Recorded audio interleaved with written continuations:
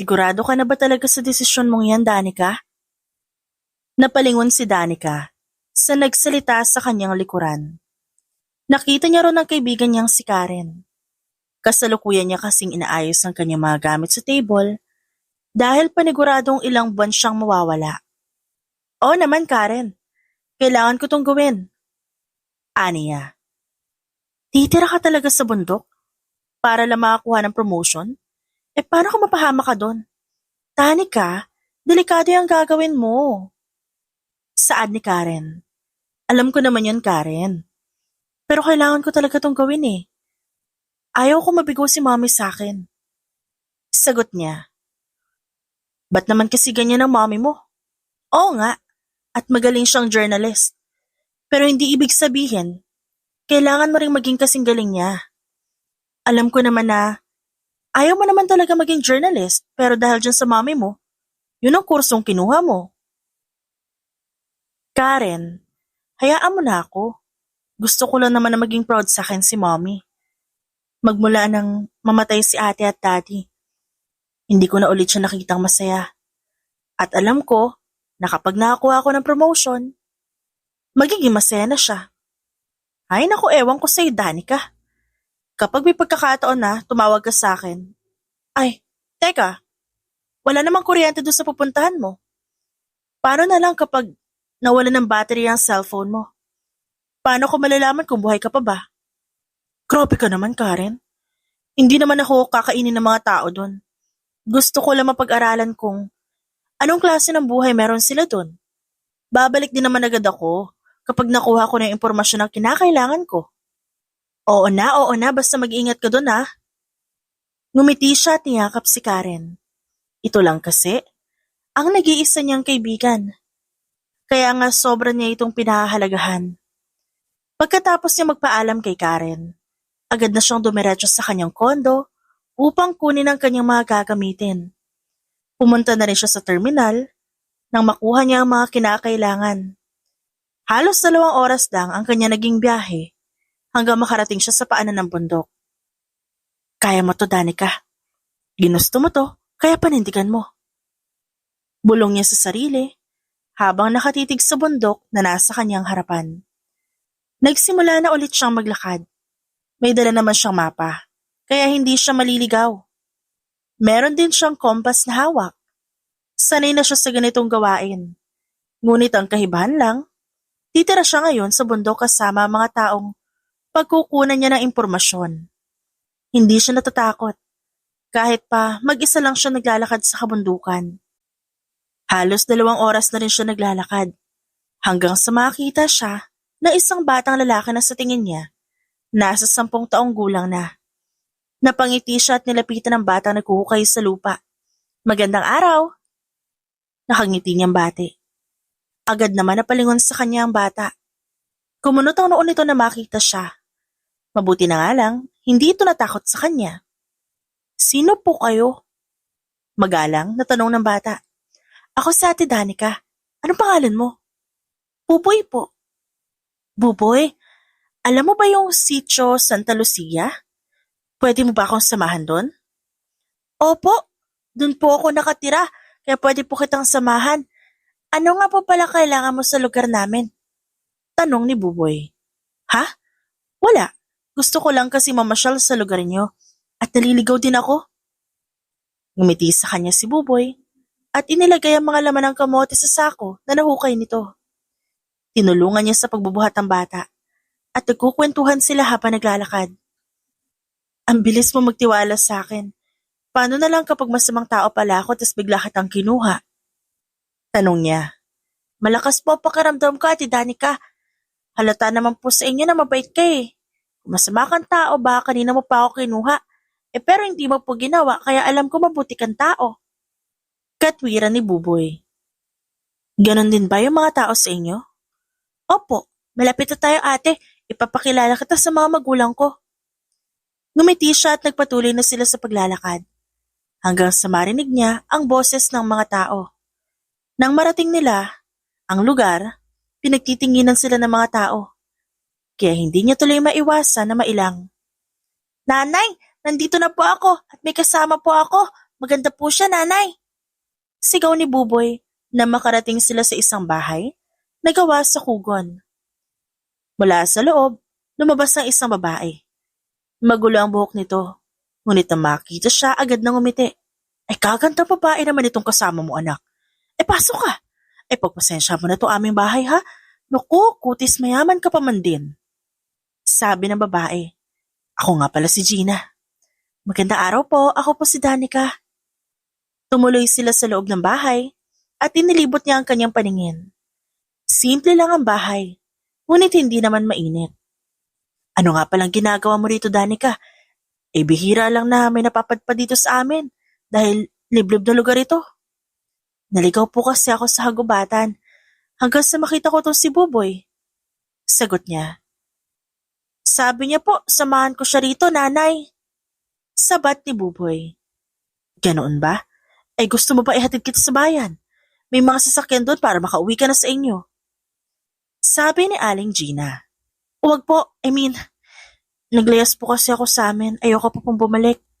Pwede po ba manatili po muna ako rito sa inyo? Tanong niya.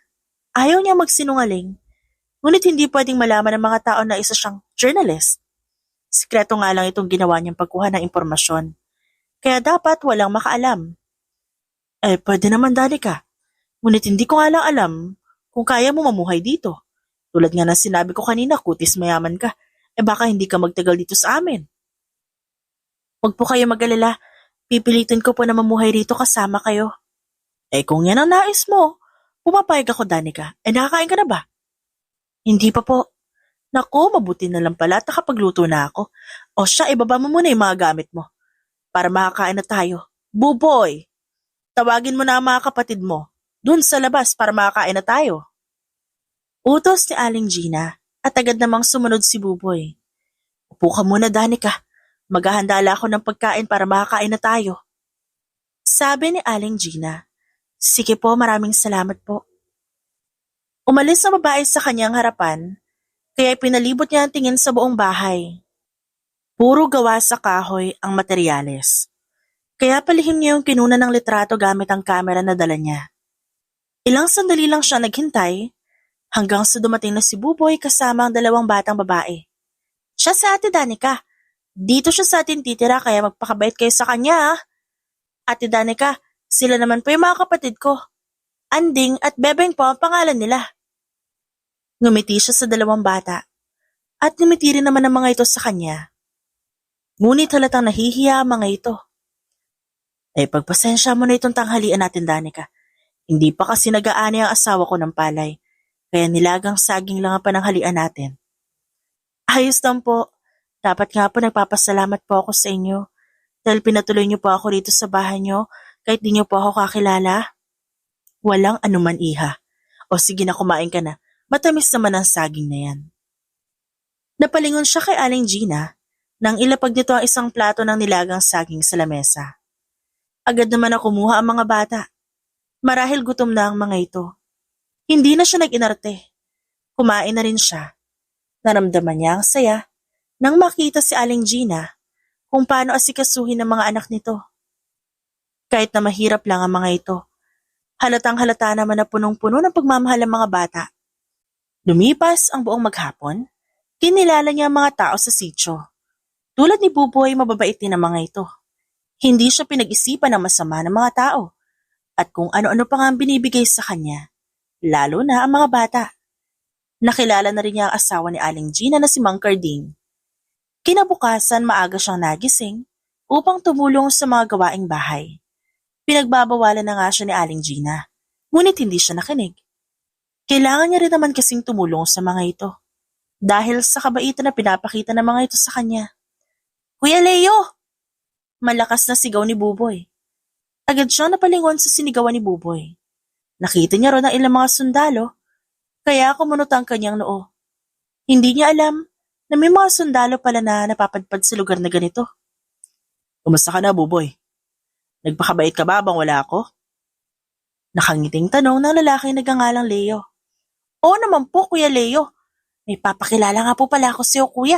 Ang ganda niya po. Bagay po kayong dalawa. Sabi ni Buboy. Napaayos siya ng tayo. nang tumingin sa kanyang direksyon ng lalaki. Pakiramdam niya ay inoobserbahan siya ng lalaki dahil sa tingin nito. Sino ka? Tanong ni Leo. Ako si Danica. Nag-aalinlangan niyang sagot. Ano ginagawa mo dito? Wala. Hindi ako naniniwala. Siguro, may bala ka masama sa kanila, no? Kuya Leo, huwag mo naman puntakutin si Ate Danica. Nagliyas po kasi siya sa kanila, tapadpad siya dito sa lugar namin. Sabi niya, ayaw niya pa pong bumalik sa kanila, kaya pinatuloy po siya ni nanay sa amin. Singit ni Buboy. Mag-usap tayong dalawa, sumunod ka sa akin. Sabi ni Leo. Hindi nito pinansin na sinabi ni Buboy. Basta nalang umalis sa kanyang harapan si Leo, kaya napabuntong hininga na lang siya at binitawan ng hawak na walis tingting. Sumunod siya sa lalaki, hanggang sa mapalayo na sila sa mga kabahayan. Anong intensyon mo? Bakit ka napadpad sa lugar na to? Hindi ako naniniwalang nagliyas ka sa inyo. Agad na sabi ni Leo. Ba't pa ayaw mo maniwala sa akin? Totoo naman yung sinasabi ko. Oh, come on. Kung mga tao sa sitio, nagawa mo lokohin, pues ibahin mo ko. Masyado kang halata. Miss Ruiz. Agad na laki ang kanyang mga mata sa sinabi ni Leo. Hindi niya naman sinabi rito ang kanyang apelyido. Kaya paano nito nalaman na isa siyang Ruiz? Paano mo nalaman na apelyido ko? You're a journalist, right? Mabuti pa umalis ka na rito. Hindi tama tong ginagawa mo. Alam ko na kumukuha ka lang ng impormasyon sa kanila tapos ano? Pagkakakitaan nyo, mga taga-sitio na to? Hindi na kayo naawa sa kanila. Leo, kung ayaw mo maniwala sa sinasabi ko, bahala ka. Ngunit wala akong intensyon na saktan ng mga tao sa lugar na to. Hindi pa rin ako naniniwala. O sige, papayagan kita manatili sa lugar na to. Ngunit babantayan kung bawat galaw mo. Kaya magpakabait ka. Napanganga na lang siya sa sinabi ng lalaki at umalis na ito sa kanyang harapan. Ngayon lang siya naka-encounter ng lalaki mayabang, kaya hindi niya alam kung anong dapat niyang sabihin. Idagdag pa, na isa itong sundalo kaya talagang naiinis siya. Nagpalipas lang siya ng ilang minuto bago siya bumalik. Sinamaan niya ng tingin si Leo nang tumingin to sa kanya. Sinamaan din siya nito ng tingin, ngunit hindi siya nagpapatalo. Namimigay ito ng mga pagkain sa mga tao, kaya malamang, hindi napansin ng mga tao ang tinginan nilang dalawa ni Leo. Buboy, sino ba yan Leo na yan? Tanong niya kay Buboy, nang makalapit siya sa pwesto nito. Sundalo siya ate, mabait siya sa amin, kasi palagi niya kami binibigyan ng pagkain. Hindi naman kasi nakakarating sa lugar namin yung tulong mula sa gobyerno. Kaya sina Kuya Leo na lang ang tumutulong sa amin. Pati mga kasama niyang sundalo tumutulong din sa amin. Palagi niya kaming pinoprotektahan kaya mahal namin siya. Sagot ni Buboy. Talaga? Mabait yung lalaking yan? Opo. Sa tingin ko nga po magkakasundo kayong dalawa kasi pareho kayo mabait. Napangiwi siya sa sinabi ni Buboy. Hindi niya lubos maisip na magkakasundo silang dalawa ni Leo. Base pa lang sa pinakita nito kanina, paniguradong palagi sila mag-aaway ng lalaki. Mabilis na lumipas sa mga araw. Halos 2 linggo na rin siya nakatira sa sitio. Ayos naman ang pamumuhay niya ron. Maliban na lang, kapag nagkakaharap silang dalawa ni Leo, dahil para sila mga aso at pusa, sa tuwing nag-aaway silang dalawa. Hindi kasi ganyan magtanim. Doon ka na lang kaya kina Aling Gina. Hindi ka naman marunong nito. Saway ni Leo sa kanya. Nasa bukid sila ngayon at nagtatanim ng gulay. Pinili niyang sumama kay Mang Carding dahil gusto niya makaiwas kay Leo. Ngunit sumunod naman pala ito sa kanila. Ano ba? Alam kong ginagawa ko kaya bitiwan mo nga ako. Hindi ko kailangan ng tulong mo. Naiinis niyang saad. Anong hindi? Hindi ka nga marunong maghukay ng lupa. Paano ka makakatanim? Ang liit mong babae pero ang taas ng pride mo.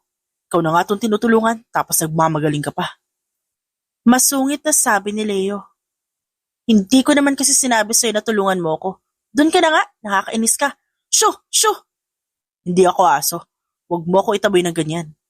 Masasayang lang ang punla ng mga gulay kung magmamatigas ka. Napasimangot siya dahil sa sinabi ni Leo. Hindi siya marunong magtanim kaya nga hihingi dapat siya ng tulong kay Buboy. Ngunit inutusan naman to ni Mang Karding na kumuha ng pananghalian. Kaya ngayon, si Leo ang katulong niya sa pagtatanim. Ayusin mo kasi yung pagtuturo mo sa akin. Hindi yung galit ka kaagad. Kawawa magiging girlfriend mo kapag ganyan ka kasungit. Wala naman akong balak mag-asawa, kaya walang problema yan. Ha? Sungit mo? Suplada ka naman. Sinamaan niya ng tingin si Leo. Ngunit hindi naman to nakatingin sa kanya, kaya useless lang ang ginawa niya. Nag-aaway na naman kayong dalawa. Baka mamaya, malaman-laman namin kayo na pala. Nako, ganyan din kami nagsimula ni Gina.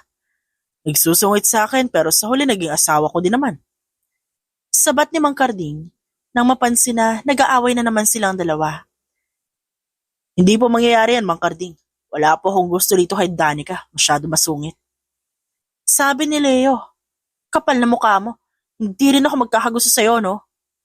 Sigaw din niya, nako, huwag kayong magsalita ng tapos. Baka yun niyo yung sinabi niyo.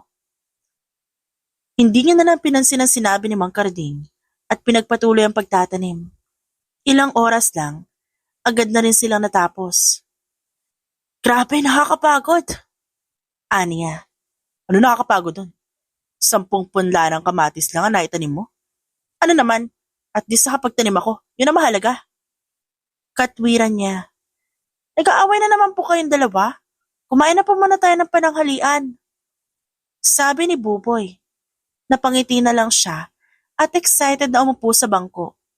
Naglatag na malaking dahon ng saging si Mang Karding, inilagay naman ni Buboy ang mga pagkain doon. Wala tayong kutsara, kaya magkamay ka. Sabi ni Leo at naupo na rin sa kanyang tabi. Oo na. Inis niyang saad. Nilagang talong ang ulam nila. At kahit gano'n ang ulam nila, masaya naman siya. Ito ang unang beses na magkakamay siya kaya hindi siya marunong. Sa tuwing sinusubukan niya, nahuhulog ang kanin kaya napapasimangot na lang siya. Pati ba naman sa pagkakamay hindi ka marunong? Tanong ni Leo. Bakit masama? Hindi naman kasi ako tinuruan ni Daddy magkamay. Katwiran niya dito. Napailing naman ang lalaki. Nagulat siya nang biglang umangat ang kamay ni Leo na para bang sinusubuan siya. Nakatingin lang siya sa lalaki at malakas ang kabog ng kanyang dibdib. Isubo mo na to. Huwag na mataas ang pride mo. Ikaw na nga tinutulungan. Kahit nahihiya, isinubo niya na lang ang pagkain sa kamay ni Leo. Salamat. Ginagat mo pa yung daliri ko, ah. Reklamo ni Leo. Kung magreklamo, ginusto mo yan eh. Nagpatuloy ang pagsubos sa kanya ng lalaki at nag-enjoy naman siya sa pagkain. Nagustuhan niya ng sobra ang nilagang talong. Ang sarap! Aniya. Sa susunod, tuturuan kita kung paano magkamay para hindi na ako mahirapan magsubos sa'yo. Puro ka talaga, Rek. Hindi niya na ituloy ang kanyang sinasabi nang biglang umangat ang kamay ni Leo. Dumiretso yan sa kanyang bibig at parang may kinuha. Butil pala ng kanin. Ngunit agad nanlaki ang kanyang mga mata nang biglang kainin ni Leo ang butil ng kanin na nakuha sa labi niya. Pakiramdam niya tuloy, nagkulay kamatis siya. Lalong-lalo na ang kanyang mukha dahil sa ginawa ng lalaki. Ang kalat mong kumain para kang bata. Hindi siya makaimik, kaya umiwas na lang siya ng tingin. Nahihiya siya kay Leo. Aray, anak, kinakagat ka rin ba ng langgam? Biglang sabi ni Mang Karding na ngayon nakangisi na pala sa kanilang dalawa ni Leo. Opo, tay. Di naman po asukal yung sausawa natin, pero masyado marami langgam. Sabi ni Buboy. Mas lalong namula ang kanyang muka sa sinabi ng mag-ama. Ngayon lang nagsing-in sa kanya na may kasama nga pala sila. Nang matapos sa pagkain, itinapon na ni Mang Karding ang dahon ng saging sa basurahan at pinagpatuloy na nila ang pagtatanim. Ginabi na rin sila na makauwi. Ate, nag-igib na ako ng tubig. Pwede ka na maligo. Sabi ni Buboy. Maraming salamat, Buboy. Ngumiti siya kay Buboy at tumiretso sa poso. Ang nag-iisang poso sa sitio. Mabuti na nga lang at may poso rito. Dahil kung wala, panigurado mahihirapan sila sa tubig. Sa poso na lang siya naligo. Wala namang tao sa labas. Nagsimula siya magbuhos at sabunin ang katawan. Kumakanta pa siya habang naliligo. What the hell are you doing? Ay, kalabaw! Nilingon niya si Leo na nasa kanyang likod.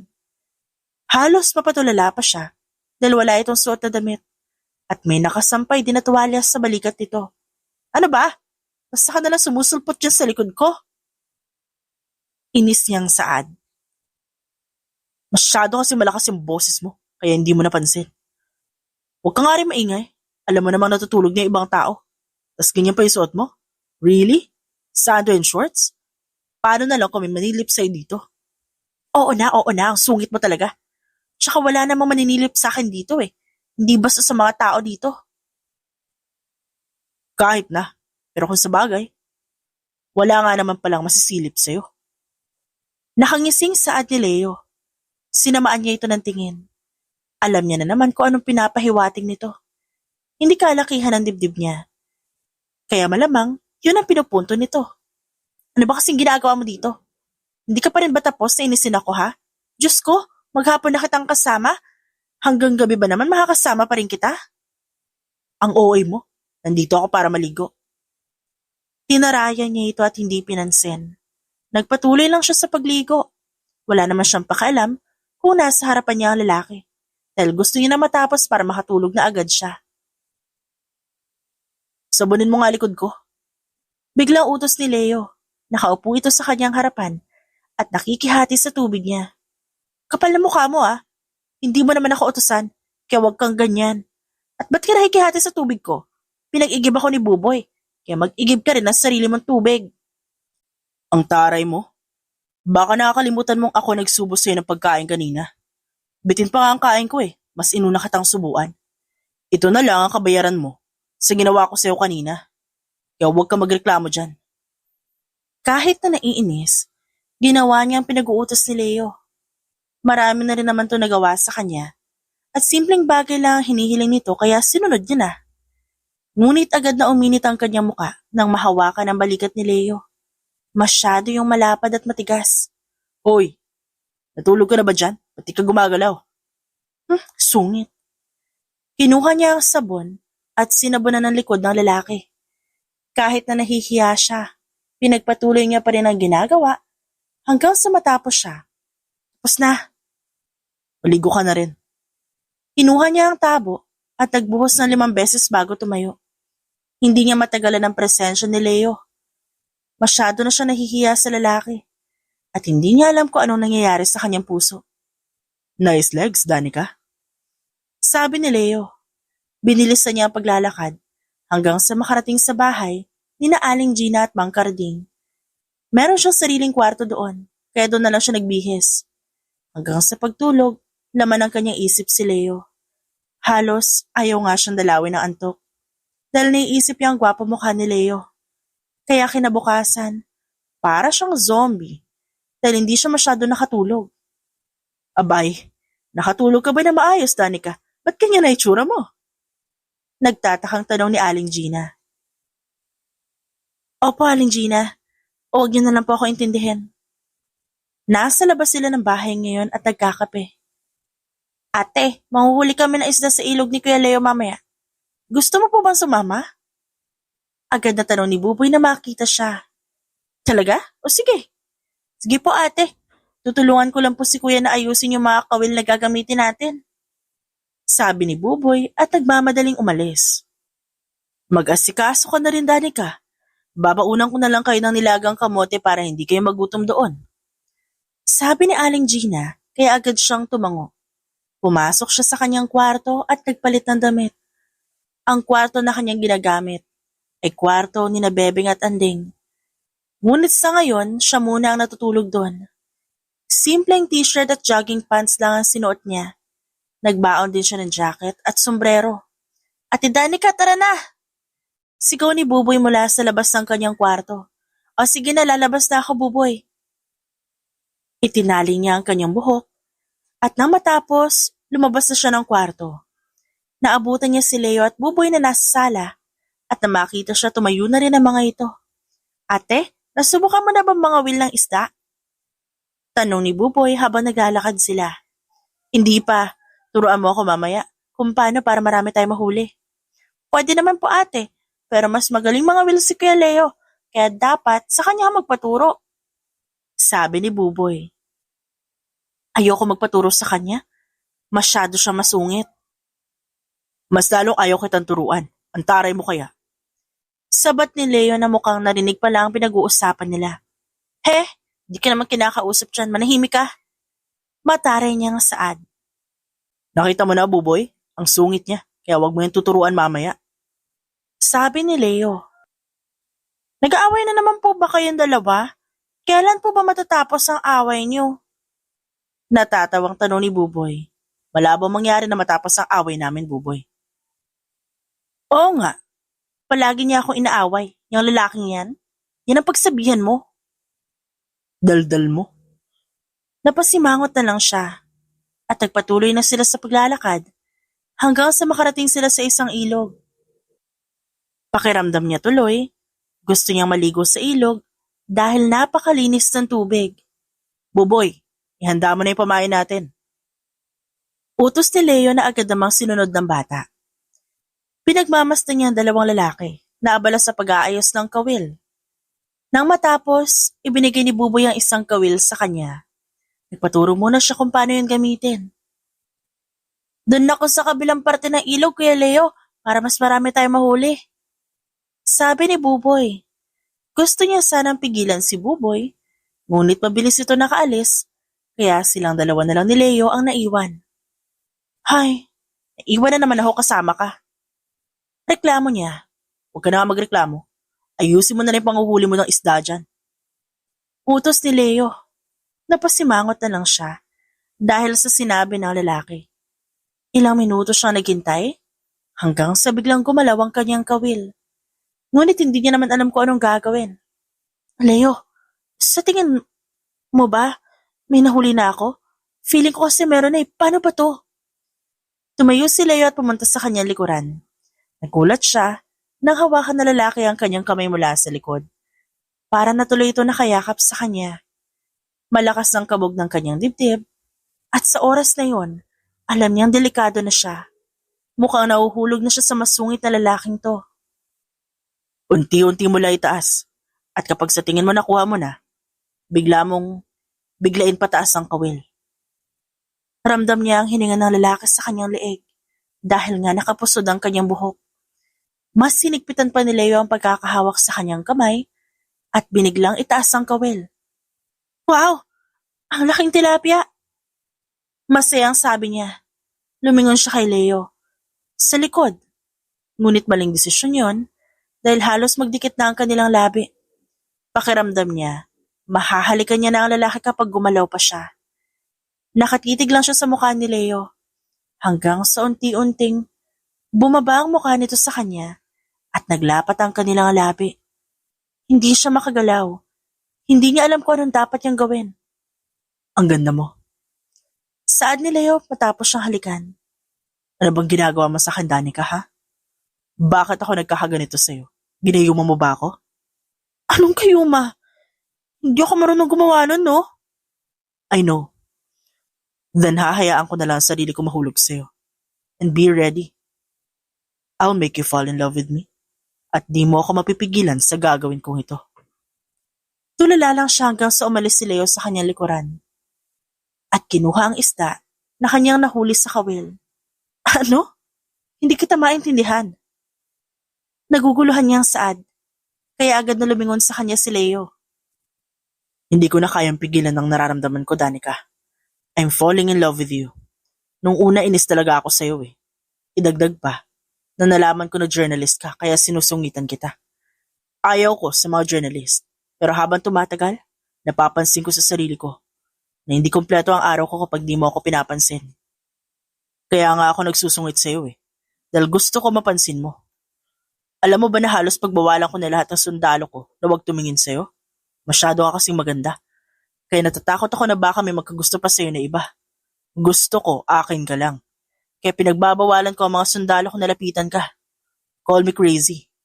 Or whatever you want. Pero yun ang totoong nararamdaman ko. Ngayon, na nasabi ko na ang nararamdaman ko sa'yo, liligawan na kita. At wala akong pakialam kung ilang beses mo akong tarayan. Mas gusto ko pa nga yun eh, dahil alam kong pinapansin mo ko. Hindi siya makapagsalita. Hindi niya inakala na aamin sa kanya si Leo. Ngayon mismo.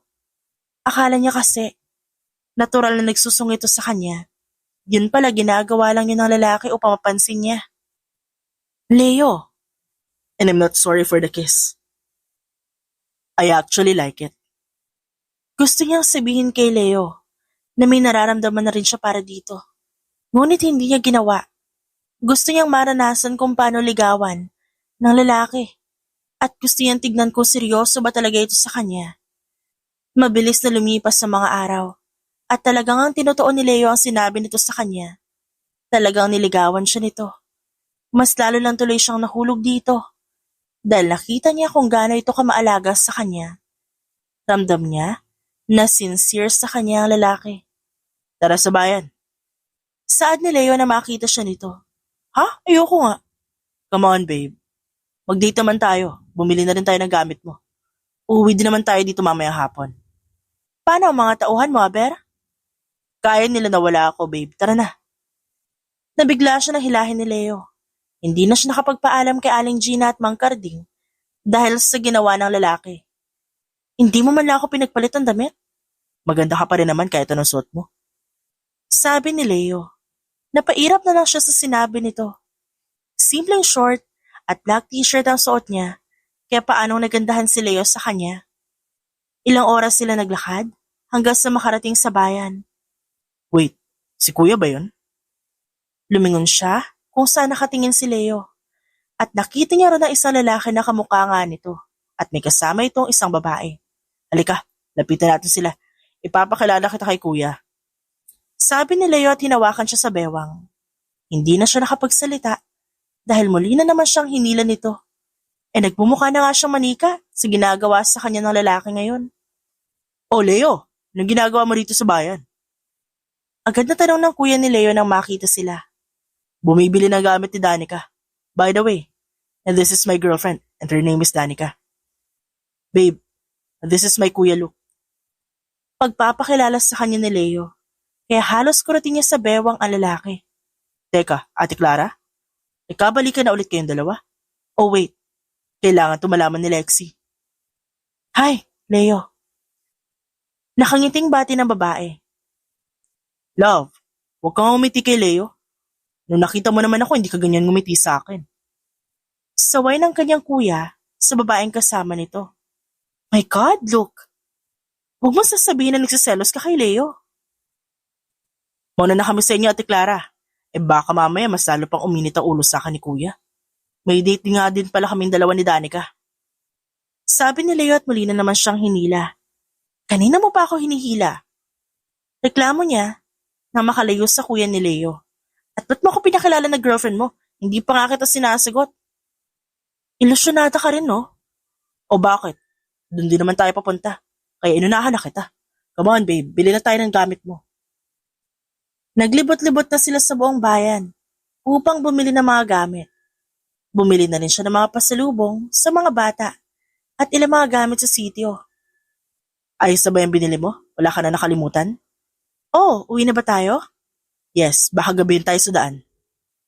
Tumango na lang siya at sumunod sa lalaki. Lahat ng kanyang pinamili, si Leo ang may hawak.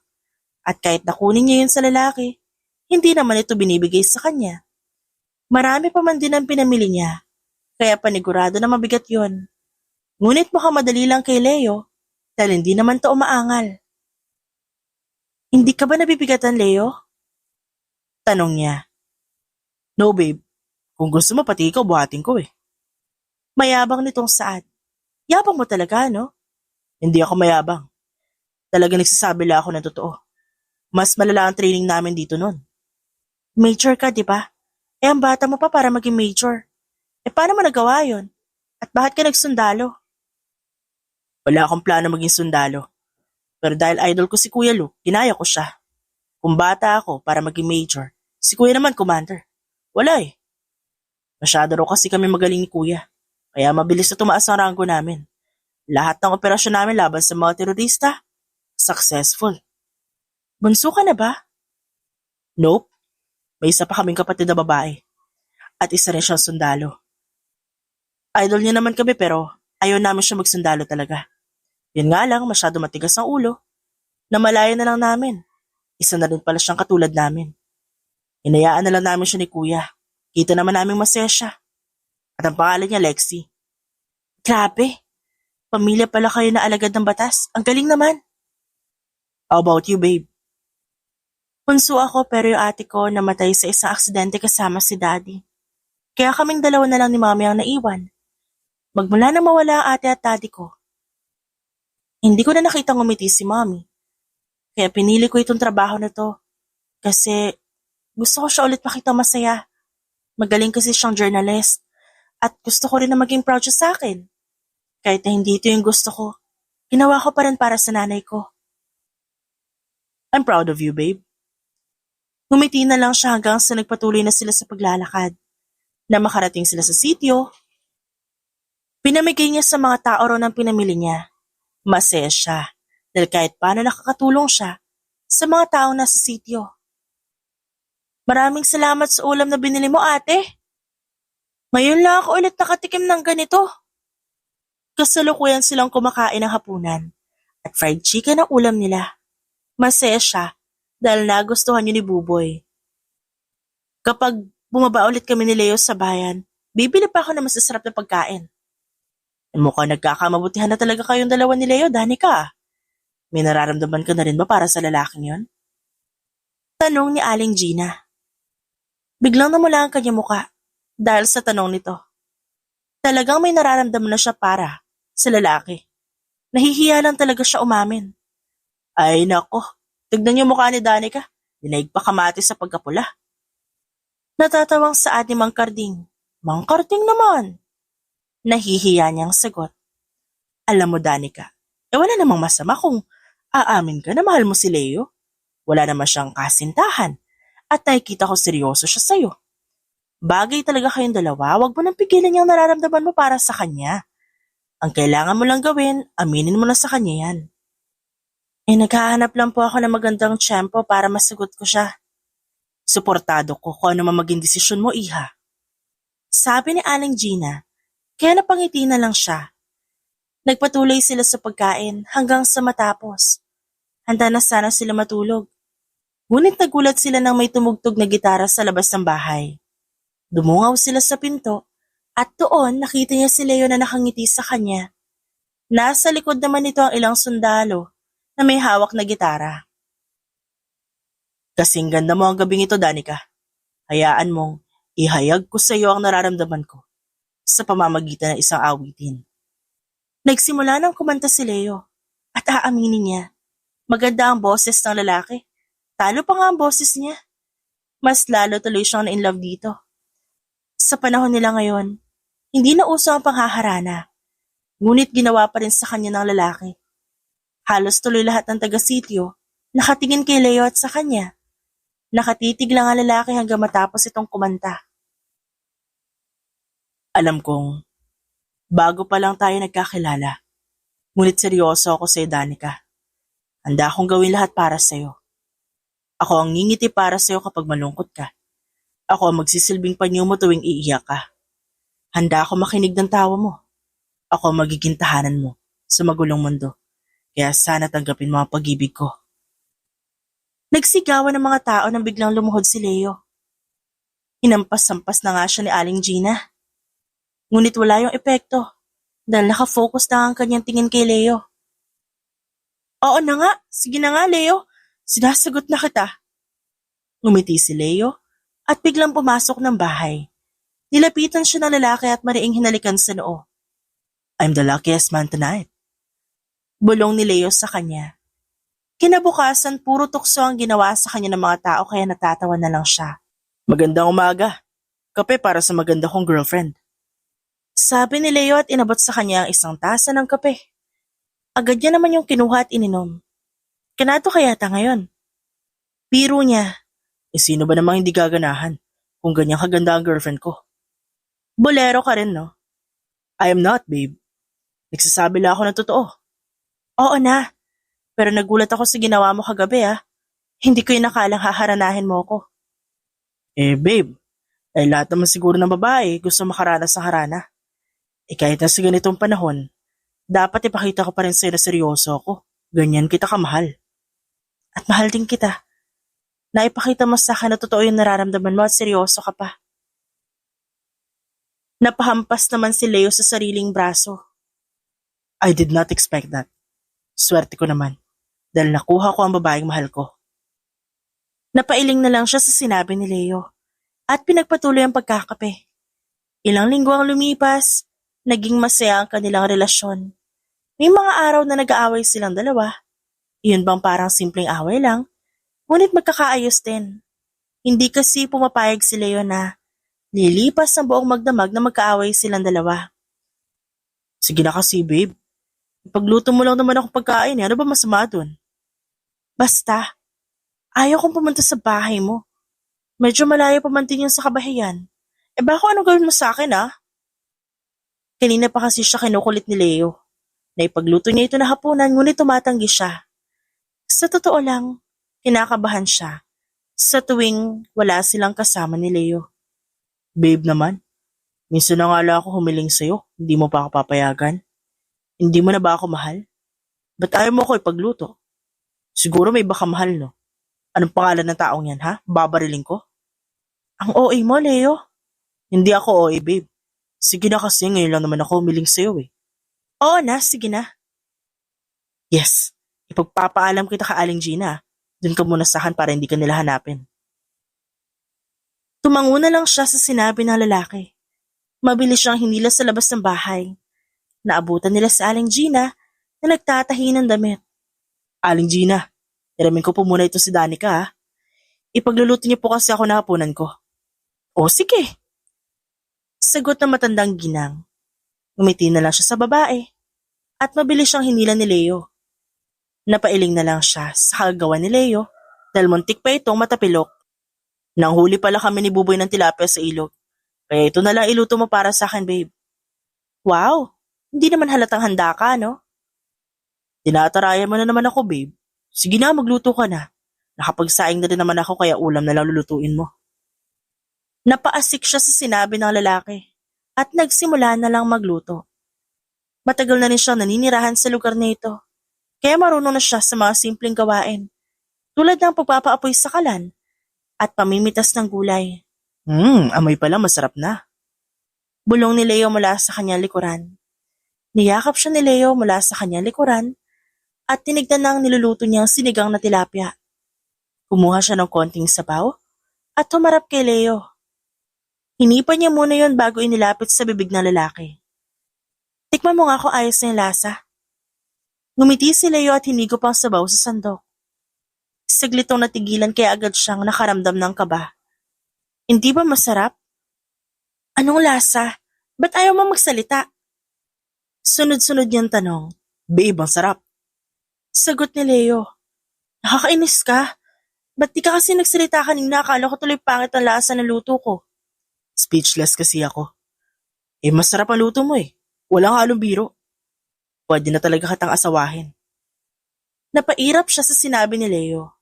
Mahilig talaga ito magbiro pagdating sa ganong bagay. Ihanda mo na lang yung lamesa para makakain na tayo. Yes, Commander. Sagot ni Leo at sumaludo kaya napailing siya. Naglagay na siya ng ulam sa mangkok at inilagay yon sa lamesa. Si Leo na ang kumuha ng kanin at plato. Bakit isang plato lang yung kinuha mo? Hindi mo ba ako pakakainin? Sama naman ang ugali mo. Nilutuan na nga kita tas di mo ako pakakainin. Nakanguso niyang saad. Babe, relax. Magsasalo na lang tayo sa isang plato. Ano? Bakit? Para sweet. Wala na siyang nagawa doon. Umupo na siya sa tabi ni Leo at nagsimula na magsandok ng pagkain ng lalaki. Sinusubuan siya nito at iisang kutsara lang ang gamit nila. Habang kumakain sila, bigla namang bumuhos ang malakas na ulan. Mukhang di kita mayahatid kay Aling Gina. Masyado malakas ang ulan. Panigurado maputik ka sa labas. Ano? Saan ako matutulog niyan? Dito ka nalang matulog, babe. What? Hindi pwede. Huwag ka mag-alala. Wala naman akong gagawin sa'yo. Napairap siya sa isip. Marahil wala ngang gagawing masama sa kanya si Leo. Pero baka siya ang gumapang dito. Agad siyang napailing dahil sa kanyang iniisip. Gusto niya tuloy batukan ng kanyang sarili. Lumipas ang isang oras, ngunit hindi pa rin tumitigil ang pag-ulan, kaya wala na siya nagawa kundi matulog sa tabi ni Leo. Good night. Good night too. Can I kiss you, babe? Tanong ni Leo. Tumango siya, kaya agad siya nitong siniil ng halik. Hindi niya na makontrol ang kanyang sarili dahil nadadala na siya sa halik ni Leo. Hanggang sa pumatong na sa kanya itaas ang lalaki, ngunit patuloy pa rin ito sa paghalik sa kanya. Please tell me to stop. No, please continue. Pero baka pagsisihan mo to. Humiti siya at siya na rin mismo ang humalik kay Leo. At ng gabing yon, tuluyan na nga may nangyari sa kanilang dalawa. Hindi naman siya nagsisisi na ibinigay niya ang kanyang sarili sa lalaki. Mahal niya si Leo. Sigurado siya sa bagay na yon. Good morning, sunshine. Agad na bati ni Leo na magising siya kinaumagahan. Good morning din. Nahihiya niyang bati. Don't worry, pananagutan ko kapag may nangyari sa atin. O kung may mabuo. Kung kinakailangan pakasalan kita agad gagawin ko. Hay nako, puro ka talaga kalokohan. And I love you too, Leo. Mas mahal kita, Danica. Hinawakan siya ni Leo sa mukha at hinalikan sa noo. Ang swerte niya talaga sa kanyang kasintahan. Mabilis na lumipas ang mga araw at mas lalo naging masaya ang pagsasama nilang dalawa ni Leo. Palagi din siyang tinatanong ng lalaki kung gusto niya raw ba magpakasal. Dahil nga, may nangyari na sa kanilang dalawa. Ngunit tumatanggi siya. Sa tingin niya kasi, hindi pa ito ang tamang panahon para magpakasal silang dalawa ng lalaki. Isa pa, gusto niya munang i-enjoy ang kanilang relasyon. Buboy, nasaan ang Kuya Leo mo? Tanong niya kay Buboy. Nasa gubat ate, kasama niya yung mga sundalo. May namataan daw na terorista kaya sumugod sila. Bigla siyang kinabahan para sa kalagayan ni Leo. Oo nga, at magaling itong sundalo. Ngunit nag-aalala pa rin talaga siya.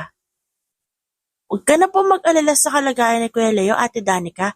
Magaling po siya kaya hindi po siya mapapahamak. Sabi ni Buboy na mapansin ang pag-aalala niya. Hindi mo naman maaalis sa akin yun, Buboy. Pero palagi bang may terorista dito sa lugar niyo? Opo, tulad nga po nung sinabi ko nung una, hindi naman kami abot ng gobyerno dito. Kaya yung ilang terorista, dito nagtatago. Kung minsan nga po, tinatakot pa nila kami para bigyan sila ng pagkain at mga damit. Malaki yung pasasalamat namin kina Kuya Leo dahil sila nagligtas sa amin nun. Magmula nun, palagi na nila kaming binabantayan. Sagot ni Buboy. Ganun ba? Opo ate. Sige po, pupunta po muna kay nanay. Tutulungan ko siya maglaba. Umiti na lang siya kay Buboy at umalis na ito sa kanyang harapan. Lumipas sa ilang oras, ngunit wala pa rin sina Leo. Nag-aalala na siya sa kalagayan ng lalaki. Lalo pa, hindi ito nagpaalam sa kanya na aalis to. Nasaan ka na ba, Leo? Kinakabahan niyang tanong sa sarili. Ilang oras pa ang lumipas. Sa wakas, nakita niya na rin ang mga sundalo at napatayo siya nang makita si Leo. Leo! Sigaw niya at tumakbo palapit sa lalaki upang yakapin to. Nakakainis ka! Di ka man lang nagpaalam sa akin. Nag-alala ako sa'yo Kung di pa sinabi sa akin ni Buboy kung nasan ka, hindi ka pa malalaman.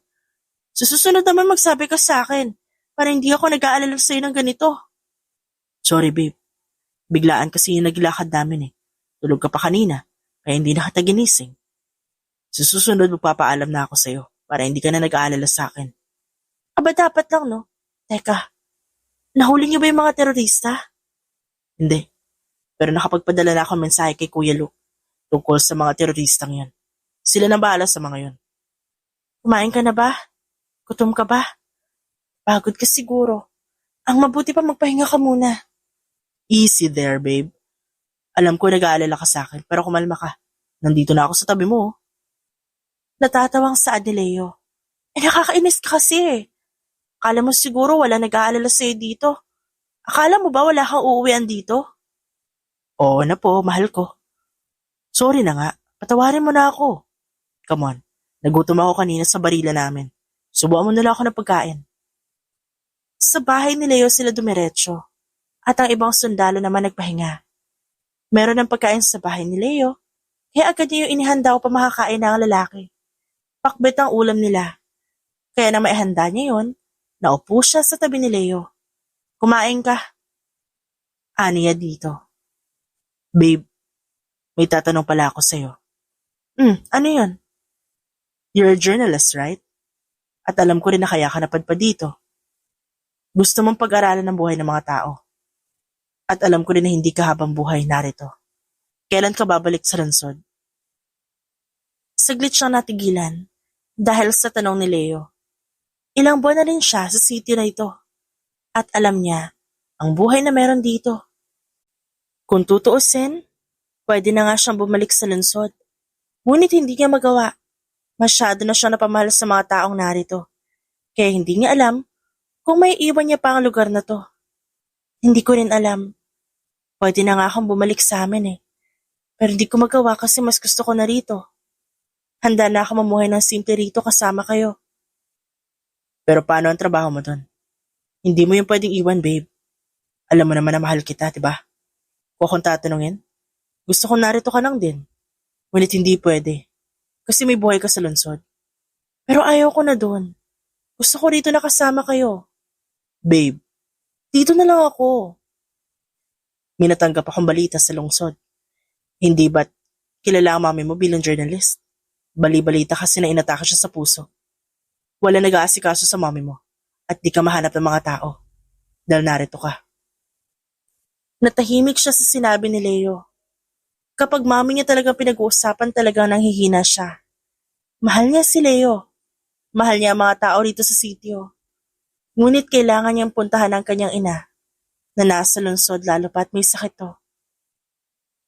Anong desisyon mo? Uuwi ako. Kailangan ako ni mami. Uuwi ako, Leo. Iuwi mo ako. Huwag ka na umiyak. Iuwi kita. Huwag ka mag-alala. Kahit na umiiyak, nagpasya siyang umuwi sa bahay ni na Aling Gina. Magpapaalam muna siya sa mga ito dahil ang mga ito ang kumupkup sa kanya. O Danica, ba't ka umiiyak? Aling Gina, kailangan ko na po umuwi. Inatake sa puso si mami. Ganun ba? O sige iha, tutulungan na kitang ayusin ang mga gamit mo. Tumango siya at tumiretso na sila sa kanilang kwarto. Tinulungan siya ni Aling Gina na mag-impake ng damit. Hindi na siya nakapagpaalam kay Mang Karding at Buboy. Wala na ang mga ito roon. Malamang nagtatrabaho na. Mag-iingat ka iha. Leo, ikaw nang bahala kay Danica. Opo, Aling Gina. Mauna na po kami. Maraming salamat po sa pagpapatuloy sa akin dito Babalik po ako dito. Tumango si Aling Gina at mahigpit na hinawakan ang kamay niya. Napapikit na lang siya upang damin ang halik ng babae. Dahil hinalikan nito ang kanyang palad. Nagpaalam na rin siya sa ilang tao roon at tuluyan na nga silang bumaba ng bundok. Wala siya sa sarili habang naglalakad. Ni hindi niya nga maintindihan kung anong sinasabi ni Leo. Babe, sakay na. Ihatid na kita sa ospital. Doon niya lang napansin na nasa bayan na sila. Masyado okupado ang kanyang isip, kaya hindi niya namalaya na naroon na sila. Kaninong kotse to? Tanong niya kay Leo, habang nakatingin sa kotse na nasa harapan nila. It's mine, kaya sumakay ka na. Tumango siya at pumasok sa loob ng kotse. Halos ilang oras ang kanila naging biyahe hanggang makarating sila sa ospital. Mom! Ani niya habang hawak ang kamay ng ina. Wala itong malay ngunit ang sabi ng doktor, maayos na rin naman daw ang kalagayan nito. Babe, kailangan ko na agad umalis. Sabi ni Leo. Ha? Bakit? Nagsabi mga tauhan ko na napatay ng grupo ni na Kuya Luke ang mga terorista.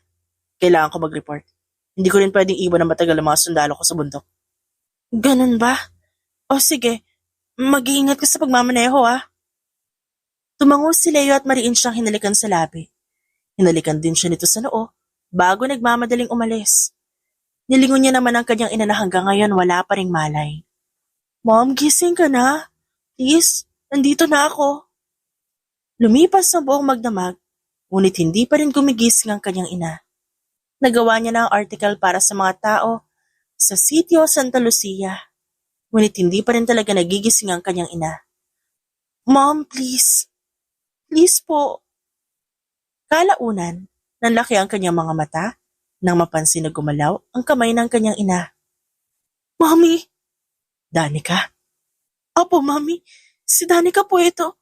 Sorry kung umalis ako na hindi nagpapaalam sa inyo Gusto ko po kasi maging proud kayo sa akin. Kaya pumunta ako sa bundok. Anak, kailan ka pa naging taong bundok? Natatawang tanong ng kanyang ina. Mommy naman Gusto ko po kasi maging proud ka sa akin. Ginawa ko ito kasi gusto ko na makita ko ulit yung ngiti mo. Magmula na mawala si daddy at ate, hindi ka na nagsasmile. Akala ko wala kang pakialam sa akin. Kaya kahit hindi ko gusto na maging journalist, ginawa ko. Kasi alam ko na ito yung magiging paraan para makita kitang umiti ulit. Umalis ako na hindi ko sinasabi sa'yo. Sorry po. No, anak. Ako dapat ang humingi ng tawad sa'yo. Kasi napabayaan kita. Tama ka. Magmula na mawala ang daddy at ate mo, napabayaan kita. Nakalimutan ko na may isa pa nga pala akong anak. Napabayaan kita, anak, at patawarin mo ko. Naging pabaya ako sa'yo, kaya sana hayaan mo ako makabawi. Babawi sa'yo si Mommy. Opo, Mommy. Umiti siya at niyakap ang ina. Isang linggo ang lumipas, tuluyan nang na-discharge ang kanyang ina sa ospital. Masaya siya dahil magaling na ito. Tinutuon ng kanyang ina ang sinabi nito sa kanya. Masaya ako dahil sa wakas makakapag-bonding na tayong dalawa. Babawi ako sa iyo, anak. At yun nga ang ginawa ng kanyang ina. Isang buwan ang lumipas sa talagang bumawi ito sa kanya. Na-publish na rin ang article na ginawa niya at masaya siya dahil pumatok yun sa mga tao. Nabalitaan niya na maraming gustong tumulong sa sitio Santa Lucia. Ngunit kahit na ganon, may nararamdaman pa rin siyang pagkukulang. Pakiramdam niya hindi pa siya kompleto. May kulang sa kanyang pagkatao. Anak, napapansin ko masyado kang balisa. Lalo na nito nakaraang araw, ayos ka lang ba? Ayos lang po ako, Mom. Huwag na po kayo mag-alala sa akin. Hindi ako naniniwala. Magtapat ka nga sa akin. Danica, buntis ka ba? Po? Anak, napapansin ko palagi kang tulog. Mabilis ka mapagod. Ilang beses na rin kita nakikitang nagsusuka sa umaga. Ayaw mo rin kainin ng mga pagkain inihahanda ng maid natin. Ang sabi rin nila palagi kang naghahanap ng mangga. At kung ano-ano pang senyales ng isang buntis sa babae. Kaya naisip ko, marahil buntis ka. Doon lang pumasok sa kanyang isip na ilang araw na pala siyang delayed. Magkahalong takot at saya ang kanyang naramdaman. Paano kung buntis nga po ako, Mommy? Magagalit ka po ba sa akin? Anak, hindi. Kailanman, hindi ako nakaramdam ng galit sa'yo. Kaya upang makasiguro tayo, sa kalagayan mo, nagpabili na ako ng pregnancy test kit. Gamitin mo ito. Agad niyang kinuha ang 3 pregnancy test sa kamay ng kanyang ina. Nagmamadali siyang pumasok sa banyo. Sinunod niya nakalagay sa instruction at naghintay siya ng ilang minuto para malaman ang resulta. Positive. Mahina ang saad niya sa sarili. Lumabas siya ng banyo. Tulalang inabot sa kanyang ina ang test kit. Diyos ko, magkakaapo na nga ako, lola na ako. Pero teka, sino ba ang ama ng dinadala mo, anak? Ikinuwento niya sa kanyang ina ang mga naranasan niya sa bundok. At binanggit niya kung sino si Leo. Kinikilig pa nga ang kanyang ina habang nagkukwento siya. Gusto ko pong bumalik sa bundok, Mommy. Gusto ko pong makasama si Leo. Papayagan niyo po ba ako? Anak, malaki ka na. Alam mo na kung anong dapat gawin. Meron ka ng sarili mong desisyon kaya sino ako para pigilan ka? Sino ako para pigilan ang kasiyahan ng anak ko? Kung gusto mong tumira muli sa bundok, susuportahan kita. Ngunit sana man lang dalawin mo ako kapag may oras ka. Opo, Mommy. Thank you so much po. Agad siyang pumasok sa kanyang silid at nag-ayos ng gamit. Nag-email na rin siya sa kanyang trabaho at dahil kaibigan niya ang may-ari ng kumpanyang kanyang pinapasukan, agad na tinanggap nito ang resignation letter niya. Nang matapos siya sa pag-aayos, nagpahatid siya hanggang sa paanan ng bundok. Ngunit pinasamahan din siya ng kanyang ina hanggang sa makarating sa sitio Santa Lucia. Ate Danica! Sigaw ni Buboy na makita siya. Buboy, na-miss kita. Danica, narito ka na pala ulit. Naku, maraming salamat sa iyo, iha. Nang dahil sa iyo, marami na ang tumutulong sa amin ngayon. Hindi mo sinabi sa amin na isa ka palang journalist. Maraming salamat talaga sa tulong mo, iha. Walang anuman po. Nasaan nga po pala si Leo? Hindi mo ba alam, iha? Ang alin po? Nadistino sa ibang lugar si Leo. Pakiramdam niya pinagbagsakan siya ng langit at lupa. Sa kanyang narinig. Hindi naman nagpaalam sa kanya ang lalaki na aalis to. Pinipigilan ni Leo ang pagbagsak ng kanyang luha habang pinagmamasdan si Danica. 2 taon na rin ang lumipas nang umalis siya at iwan ang babae. Hindi niya naman ginustong iwan si Danica, ngunit kailangan niyang gawin. Hindi na rin siya nakapagpaalam dito, kaya hula niya galito sa kanya. Danica. Mukhang narinig siya ni Danica kaya lumingon to sa kanyang direksyon. Kinagat niya ang kanyang labi upang pigilan ang pag-iyak. Ngunit wala yung silbi dahil tuluyan ang tumulo ang kanyang luha. Nakakainis ka, lalaki ka. Saan ka ba nagpunta, ha? 2 taon ako nangulila sa'yo tas hindi ka man lang nagsabi kung nasan ka. Mabilis niyang niyakap si Danica at hinalikan to sa ulo. Tahan na, babe. Patawarin mo na ako kung umalis ako na hindi nagpapaalam sa'yo. Hindi ko naman ginustong iwan ka. Marami kang dapat ipaliwanag sa akin. Pero sa ngayon, may gusto ako ipakilala sa'yo. Sabi ni Danica at hinila siya. Agad naman siya napasunod sa babae. At pumasok sila sa isang kwarto. Bumungad sa kanyang pambatang kwarto. Ngunit ang ikinagulat niya, merong bata na nasa crib. Nakatayo ang bata. Nakahawak sa gilid ng crib upang hindi matumba. At ang mas kinagulat niya, kamukhang kamukha niya ito. What's the meaning of this? Meet your son, Leo. This is Leon. Tuluyan siyang napaluhod sa harap ni Danica. Hindi siya makapaniwala na meron silang anak. Sana pala hindi siya umalis nun. Nang sa ganon, nasubaybayan niya si Danica. Kinuha niya si Leon sa crib at mariin na hinalikan sa noo. Hi baby, I'm your daddy. Ang gwapo mo, anak. Yeah, right. Kamukha mo siya. Lumipas na maghapon na kalong niya lang si Leon. Ayaw niyang bitiwan ng anak, ngunit kailangan ng patulugin ni Danica ang bata. Bakit ka umalis nun? Nang hindi ka nagpapaalam sa akin? Ba't di ka bumalik? Alam mo bang para akong tanga na pabalik-balik sa bundok kasi nagbabakas sakali ako na baka naroon ka pero wala? Ano ba nangyari sa'yo, Leo? Kasalukuyan sila nasa kwarto. At tulog na si Leon. Napabuntong hininga muna siya bago hinawakan ang kamay ni Danica at hinalikan. Babe, hindi ko gusto na iwan ka. Ngunit biglaan ang pagpapadala sa akin sa ibang lugar. Hindi na kita natawagan. Walang signal sa lugar na nadestino ako. Ilang buwan ako nangulila sa'yo. Gusto ko na sanang umalis sa trabaho dahil gusto na kita makasama.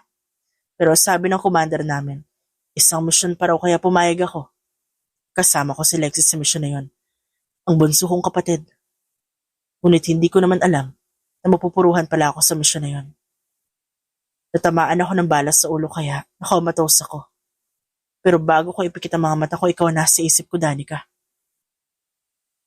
Patawarin mo ko.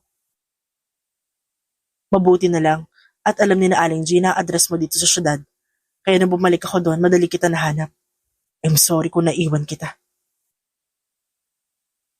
Naintindihan naman ni Danica ang sinabi ni Leo. Sa totoo niya, naawa nga siya para dito.